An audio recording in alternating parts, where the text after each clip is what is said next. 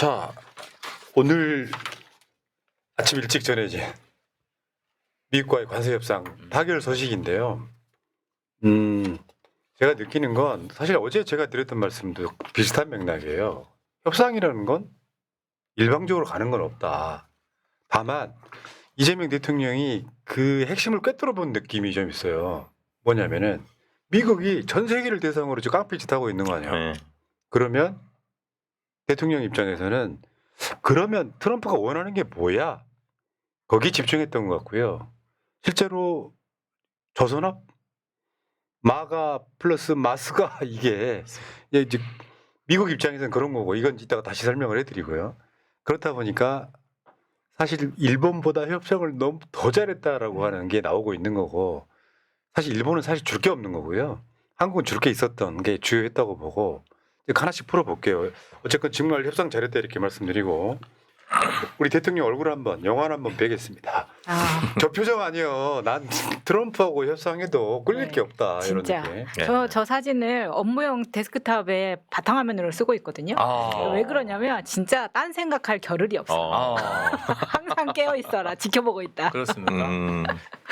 그런데 사실은 과거에 제가 미국 대사관하고 이재명 대표 어떤 그 대사관의 면담을 추진하는 과정에서 제가 미국 대사관 관계자한테 잠깐 들은 얘기인데요. 미국 측에서도 이재명 대표를 조금 쉽지 않다고 생각합니다. 쉽지 않다. 네. 협상을 하면 깐깐하다. 이제 제 친구들도 사업하는 친구들은 야, 네가 그 이재명 대표하고 특수 관계지만 나는 그래도 조금 띨띨한 윤석열이 좋아. 그런 얘기를 했거든요. 그래서 내가 깜짝 놀랐어요. 사업하기에는 그래도 네. 뭐 하려면은 좀 안 될 것 같아. 띨띨한 사람이 좋아. 딱 미국도 그랬던 거죠. 이 사람하고 해봐야 씨도 안 먹힐 것 같다. 그렇죠. 그러니까 윤석열 이야기 나와서 하는 건데 윤석열이었다면요. 윤석열이었다면 또 성대모사 나오려고 했는데. 해주세요. 그 형님이 하자고 하니까 그냥 다 드려.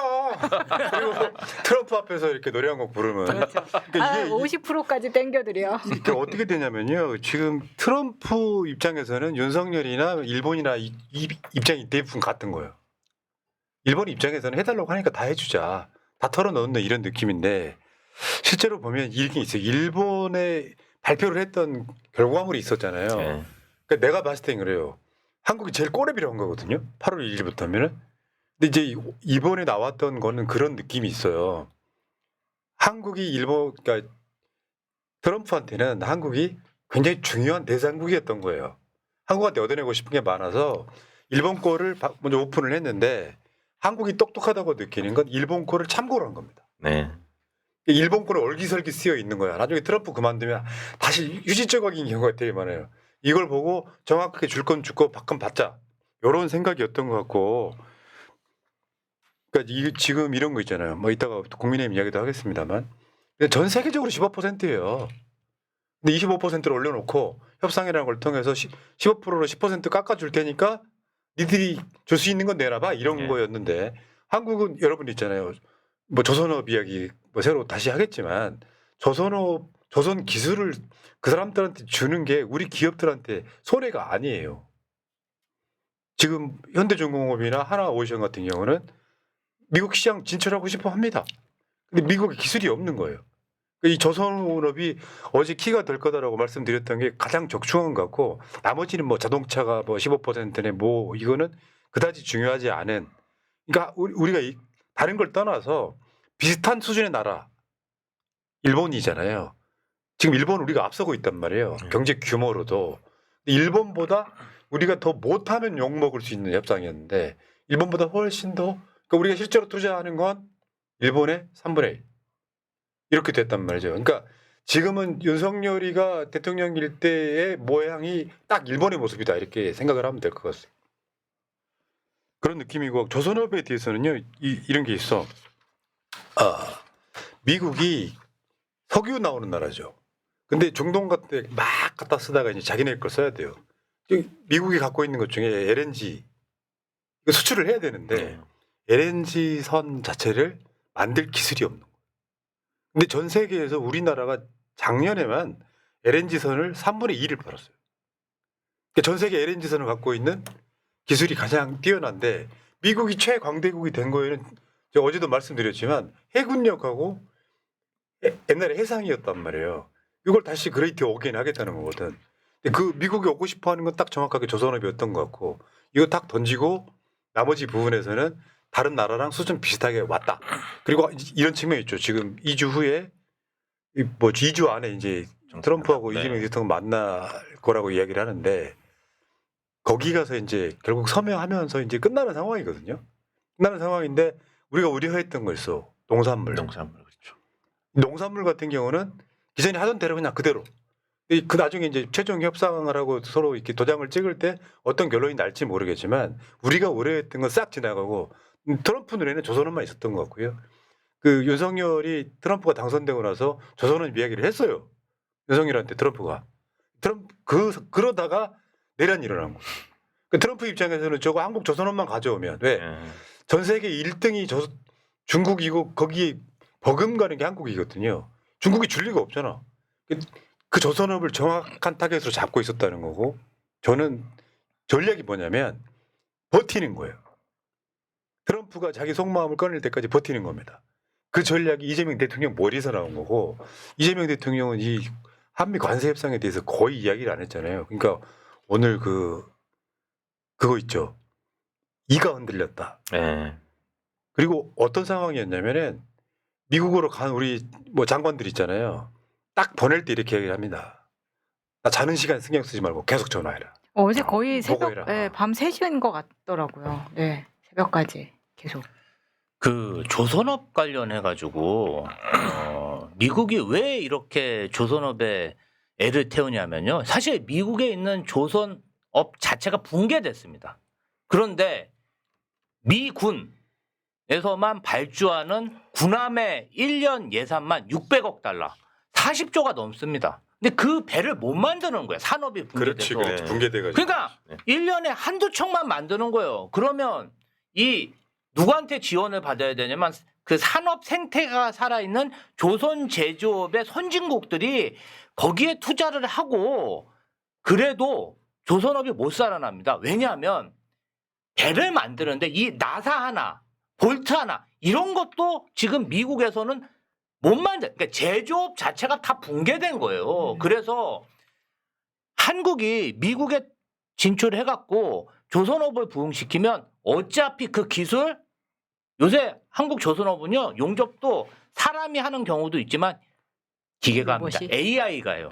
그리고 그 어떤 그 경남에 몰려있는 수많은 조선 기자재 업체들이 미국으로 수출할 수 있는 길이 트인 거예요. 기술료도 내야죠. 또 우리 부품 수출할 수도 있죠. 그래서 저는 이 부분 관련해서 한국에서 굉장히 똑똑하게 전략을 짰다. 마스가 또 트럼프가 홍보하기도 좋잖아요. 그렇지. 결국은 그렇죠. 트럼프가 원하는 거는 제조업이거든요. 지금 미국이 뭐 구글이다, 애플이다 고용 효과가 없어요. 제조업만이 고용 효과가 있기 때문에 이 부분 관련해서 미국이 꼭 필요한 솔루션을 한국이 제시하고 그 반대급부로 소고기, 쌀, 온라인 플랫폼법, 그다음에 방위비 분담 다 없어진 겁니다. 저는 아주 잘했다고 생각합니다. 그러니까 이게 그 대통령이 취임하고 나서 트럼프하고 안 만났잖아요. 그러니까 트럼프 입장에서는 한국한테 조선업 가져오고 그러면서 그걸 이제 핑계로 2주 안에 만나서 정상회담을 하고 그러면 자연스럽게 이제 상견례가 이루어지는 느낌인데 미국이 정보력은 세계 최강이에요. 이재명 대통령 스타일이 뭔지를 정확히 알았던 것 같고 호락호락하지 않다. 윤석열이처럼 노래 한 곡 부르면은 130조 미국에 투자하는 그런 대통령은 아니다라고 보고요. 이번에 뭐 여러 가지 썰들이 있었거든요. 구글에 우리나라 뭐 정밀지도 반출하는 문제 아니면 방위비 무기 일체 이야기가 나오지 않았고요. 이번 협상이 이제 성공한 게 아니야라고 이야기하고 싶은 쪽에서는 야야 미국이 지금 이제 뭐 주둔 그 방위 주둔금 있잖아요. 요거를 더 요구할 거다 이런 얘기를 하는데 13조가 말이 됩니까? 10배 뻥튀겨서 13조 달라고 하는 게 말이 돼요? 그거는 어떻게 보면 페이크. 근데 여기 이제 이따가 정동영 통일부 장관 이야기도 나오겠지만 한국이 낼 카드가 많아요 이제. 왜냐하면 한미연합훈련도 뭐 우리 잠깐 축소 내가 보기에 중단하긴 힘든데 축소한다 뭐 이런 식으로 해가지고 미국의 영향력을 줄여주잖아요. 트럼프 입장에서는 한국이 친중 친러로 기우는 게 싫은 거예요. 아, 그럼 우리가 갖고 있는 카드가 그런 것들이기 때문에 저는 정말 이거 잘한 협상이었다고 보고 결국은 그런 거예요. 지금 국민의힘이 뭐라고 말을 못하고 한미 관세율은 적절했다. 왜냐하면 얘네들이 15% 넘어가면 안 돼 했는데 그렇죠. 사실 전 세계적으로 대부분 다 15%거든요. 중국은 아직 협상 끝나지도 않았고.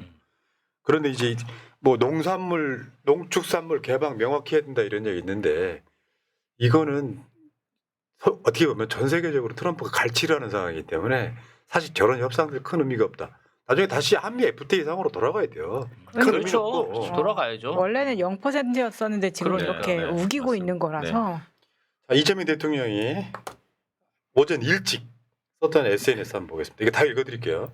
미국과의 관세 협상을 타결했습니다. 큰 고비를 하나 넘었습니다. 세계 최대 시장인 미국과의 협상은 우리 국민 주권 정부의 첫 통상 분야 과제였습니다. 촉박한 기간과 녹록지 않은 여건이었지만 정부는 오직 국익을 최선으로 협상에 임했습니다. 다양한 의견을 모으고 전략 다듬기를 반복한 끝에 오늘 드디어 관세 협상을 타결했습니다. 이번 협상으로 정부는 수출 환경의 불확실성을 없애고 미국 관세를 주요 대미 수출 경쟁국보다 낮거나 같은 수준으로 맞춤으로써 주요국들과 동등하거나 우월한 조건으로 경쟁할 수 있는 여건을 마련했습니다. 통상 합의에 포함된 3,500불 규모의 펀드는 양국 전략산업 협력의 기반을 공고히 하는 것으로 조선, 반도체, 2차 전지, 바이오, 에너지 등 우리가 강점을 가진 산업 분야에서 우리 기업들의 적극적인 미국 시장 진출을 돕는 역할을 할 것입니다. 특히 이 중 1,500억 불은 조선협력 전용 펀드로 우리 기업의 미국 조선업 진출을 든든하게 뒷받침할 것입니다. 협상은 상대가 있습니다. 그래서 쉽지 않습니다. 일방만 이익을 취하는 것이 아니라 호혜적인 결과를 도출해내는 것이 중요합니다. 이번 합의는 제조업 재건이라는 미국의 이해와 미국 시장에서 우리 기업들의 경쟁력 확대라는 우리의 의지가 맞닿은 결과입니다. 이를 통해 한미 간 산업협력이 더욱 강화되고 한미 동맹도 더욱 확고해지는 계기가 될 것이라 기대합니다. 앞으로도 정부는 국익 중심, 실용 외교를 항상 최우선 원칙으로 삼겠습니다. 예, 이게 만약에 윤석열 상황이었다면요. 일본보다 더 많이 퍼주고 딱 4글자 썼을 거예요. 가치 외교. 아, 나 등신 같은 게 진짜. 아, 저는 근데 좀 또 다른 면에서 굉장히 통쾌한 게 있는데 일본에 대해서 굉장히 통쾌합니다. 일본이 사실은 미국하고 끊임없이 협상하면서 한국 대만보다는 우리의 관세율을 낮게 해달라. 네. 우리 제품의 경쟁력을 한국 대만보다는 높게 미국 시장에서 팔릴 수 있게 그렇게 협조해달라. 그렇게 로비를 하고 앞서서 협상하다가 욕은 욕대로 먹지 않았습니까? 트럼프한테. 그런데 결과론적으로는 우리가 더 협상을 잘했다. 네. 아주 통쾌합니다. 그러니까요. 이게 이랬다니까. 트럼프 스타일이 강약, 약강이야. 한국처럼 명확하게 뭐가 나오면은 더 이상 뭐 그러니까 뭐 시간을 계속해서 한국 시간을 거의 막판까지 몰았던 이유가 얻고자 하는 게 확실했던 것 같고요. 일본 같은 경우는 참여연 선거 있어가지고 막 이 시바가 막 선거 유세할 때 막 트럼프 욕 엄청 했잖아요. 근데 막상 까보니까 이따가 재밌는 자료 보여드릴게요. 일본 사람들 지금 멘붕 됐어요. 와, 이재명 도덕하다고. 아니 근데 그 협상할 때도 일본 측에서는 지금 논란이 됐었던 사진 같은 게 그 협상 장소에 트럼프가 지금 계속 들어오고 있는 거잖아요. 그거는 굉장한 압박이거든요. 근데 이렇게 협상하는 내용에서 뭐 일본이 우리는 이제 대미 투자액 4천억 달러 선에서 하려고 하면 이거를 사인펜으로 찍찍 그은 다음에 아니야 5천억 달러. 이렇게 일본 방식이 그거잖아요. 이런 식으로 트럼프가 이렇게 해버리면 사실 그 나라 국민들은 이걸 봤을 때 협상 대표단을 뭘로 보겠습니까? 그렇죠. 네, 그런 것들이 있었거든요. 메이크 아메리카 그레이트 어게인. 더 어처구니없네. 우리 그러니까 마스가 오케이. 자, 그래서 패스. 이재명 대통령이 미국으로 가겠죠. 네. 2주 안에 가는 건데 정확히 2주일지는 모르는 거. 일정 잡아야 되니까 이재명 대통령과 트럼프의 이제 상견례 하는 상황일 텐데 트럼프 같은 스타일은 이재명 대통령이 좋아하면 나중에 빠지기 쉬워요. 왜냐하면 우리가 간과하고 있는 게 있어. 한국과 미국은 동맹이에요. 동맹한테 갈치하는 놈이긴 한데 국제적 깡패가 사실 한국에는 꼬투리를 많이 안 잡고 쉽게 끊는 그런 느낌이고요. 근데 저는 이런 생각이 들었어요. 대통령이 협상단한테 계속 이야기를 했습니다.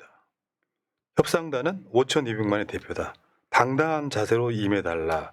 그러니까 언론에는 그런 메시지가 거의 안 나왔는데 핵심은 뭐였냐면 끝까지 버텨야 했어요. 네. 결국 트럼프 쪽에서 먼저 선을 내밀 것이다. 결국 그렇게 갔죠. 이번에 한 번에 잘 되지 않을 수도 있어서 살짝 불안한 감은 있었거든요. 어젯밤에 계속 이거 뭐 괜찮아. 8월 1일까지 꼭 안 해도 돼. 우린 좀 시간이 우리 편이니까 이거는 그렇게 할 수도 있어라고 했었는데 아침에 일어나서 이게 너무 한 번에 너무 성공적으로 다 돼버리니까 이게 지금 어제로 돌아간다면 저는 빨리 내가 조선주를 왜 안 샀나 지금 이런 생각에 너무 지금 가슴을 치면서 일어났거든요. 그러니까 네. 대통령 SNS에서도 그 얘기가 나왔지만 협상이라는 게 상대가 있는 거고요. 한국이 무슨 이득을 봤다 이런 것보다는 전 세계적으로 저는 솔직히 말씀드리면 트럼프 저 방식 때문에 난 미국은 더 망할 거라고 보는 사람이에요. 아니 상호관세라는 게 붙었잖아요. 그럼 미국 제품 우리나라에서 들어오면 사겠어요? 그러니까 여러분 메이드 인 USA 최근에 없어진 지 오래됐거든요. 대부분 메이드 인 차이나 또는 어디 가면은 우리가 찾는 것 중에 하나가 메이드 인 코리아였단 말이에요. 제조업이 그만큼 한국이 탄탄했던 측면이 분명히 있어요. 미국이 사실 팔아먹을 건 별로 없다. 그런데 우리가 우려했던 건 뭐냐면 일본보다 협상을 못했다고 이재명 뭐 트럼프가 싫어하는 이런 선동을 하기 딱 좋은 이슈였기 때문에 너무 허무할 정도로 맞아요. 쉽게 잘 네. 끝났다. 저는 이 대한민국 관세 협상단도 칭찬해주고 싶어요. 미국 측에서 소고기 문제 30개월 이상의 그 소고기도 수입해야 된다 강하게 푸시하니까 갑자기 품에서 사진을 하나 꺼냈더니 옛날 그 광우병 촛불 집회하는 사진을 보면서 그것을 같이 하면 이러한 집회가 또 일어날 수 있는데 그게 미국의 국익에 좋겠습니까? 물어보니까 패스. 또 트럼프 대통령이 이런 말도 했다잖아요. 협상단한테. 개인적으로 이재명 대통령이 이번에 대통령에 선출되는 과정에 대해서 나는 깊은 감명을 받았다. 한국 민주주의에 대해서. 야, 우리 막 국민의힘 보수 세력들 트럼프 못 만난다. 트럼프 장군 오시면 이재명 끝났다. 아, 이거 어떻게 된 겁니까? 감명 받았다는데. 맞아 지금 안중에도 없죠. 맞아요. 트럼프 입장에서는. 네. 그게 뭘 간섭할 일이에요. 여러분 있죠. 세계사에 민주주의의 가장 맨 앞에 한국이 서게 된 거거든요. 그게 무혈혁명이라는 건 쉽지가 않습니다. 우리가 프랑스를 제일 첫 번째로 꼽고 그다음에 영국 이 정도 꼽잖아요. 네. 그 앞에 한국이 있어요. 미국 입장에서는 보기에 한국이 되게 부러울 만도 한데 그 이야기를 꺼냈다라고 하는 건 지금 이재명 대통령이 당선된 이 한국 상황에 대해서 인정했다는 측면이 분명히 있고요. 야, 얘들아 니들 기대를 꺾고 그러다가 니들 나중에 무슨 망부석처럼 된다. 야, 언제나 트럼프가 오나 이런 이야기. 트럼프는 한국을 방한하게 돼도 당신들을 만날 일은 없을 거예요. 자, 어제 국제적 깡패하고 협상 잘했다는 말씀드리고 이 얘기 잠깐만 해볼게요. 대통령 관련해서 지금 8월 4일 날 노란봉투법 처리하기로 했거든요. 월요일 날이에요. 월요일 날. 네. 처리하기로 했는데 이 처리하는 게 지금 이제 다 여러분들 예상을 하셨겠지만 경제지, 보수지, 뭐 그러면서 뭐 미국이 우리나라에 들어와 있는 기업, 외국에서 들어와 있는 기업들이 반대한다 이런 개소리 하고 있거든요. 자기 나라들은 하면서 자기 나라는 그거 하면서 프랑스는 맨날 집회, 맨날 네. 저기 뭐 아시잖아. 프랑스 얼마나 지독하게 맞아요. 파업합니까? 네, 거긴 진짜 무섭게 합니다. 네. 파업할 자유를 줘야죠. 노란 봉투법이 통과되면 기업 못한다 하면서 여러분들 아마 그런 기사들을 엄청 보셨을 거예요. 해외로 나간다. 한국에 제조하기 싫다. 말도 안 되는 소리인 게 난 솔직히 말씀드리면요. 그런 생각 갖고 있는 기업인보다는 기자들이 더 문제라고 생각해요. 익명의 관계자는 모 기업 사장은 뭐 이렇게 이야기하잖아요. 근데 이게 말이 됩니까? 사람 죽여가면서까지. 지금 다시 한번 알려드릴게요. 노란봉투법 개정에 대해서 한번 읽어주세요. 자, 제2조 개정안은 사용자의 정의 확대입니다. 간접고용, 하청, 특수고용 노동자에 대해 실질적 영향력을 행사하는 원청 기업도 사용자로 인정합니다. 제3조 개정안은 손해배상 제한입니다. 노동자나 노조가 정당한 쟁의 행위로 발생시킨 손해에 대해 배상 책임 면제가 가능합니다. 이게 사실 인권의 문제이거든요. 그럼요. 북한 인권은 엄청 떠들면서 자기 나라 노동자들은 관심이 없는. 그 생각해봐요. 그냥 노조가 쟁의 행위를 할 수 없다는 거 말이 안 되는 거고요. 옛날에 정치적 행위를 되게 많이 한 측면이 있었죠. 그런데 노동자들이 결국에는 자기들의 어떤 인권을 보장받는 거에 가까운 법 개정인데 사실 저거 빨리 통과시키는 게 맞고요. 논란이 될까봐 민주당이 망설일 때 대통령이 몇 주 전에 이거 빨리 통과시켰으면 좋겠다라고 오더가 내려갔어요.